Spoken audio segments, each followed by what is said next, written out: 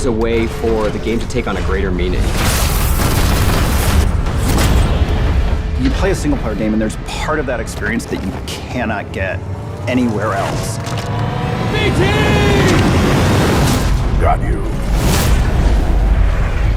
The universe of Titanfall 2 takes place around 5 years after the events of Titanfall 1. The militia have actually taken over 25% of the frontier. They're taking it back. They're taking their freedom back. And in that process, the militia's discovered this mysterious planet Typhon, and they don't really know what's going on there. Kuben Glisk is actually back, and he is working for the IMC as a mercenary. As a player, you'll have to face off a lot of mercenary threats, indigenous threats, as well as IMC threats. And if you can survive that, maybe you can save the frontier.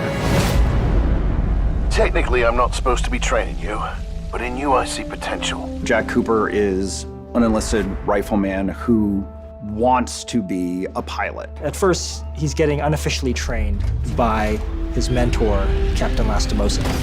And when Captain Lastimosa meets an untimely fate, he essentially says, take the Titan, finish the mission. That's a rifleman, the lowest of the militia, being handed the most advanced Titan in the frontier.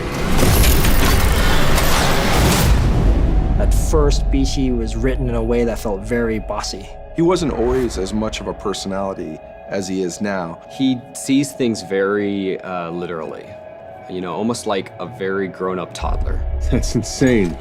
I'm incapable of insanity, pilot. BT is very carefully built to express. We didn't want it to be eyebrows, you know, like really obvious surprise and anger, but we wanted something, and just having a little bit of blinking in there. His eye just sort of tracks with you, and he kind of looks at you, and he emotes quite interestingly. Focusing a little warmth in his cold roboticness. This Titan weapon is an advanced design.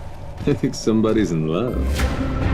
The bond between Jack and BT was one of those aha moments in development. That relationship brought to light this sense of interdependence between the two that previously wasn't there. Definitely the big tool we lean on to strengthen this bond is our conversation system. This is an interesting way to let the player speak to BT and respond to the situation, or not, if they choose. I would accompany you, but unfortunately my chassis will not fit through the door.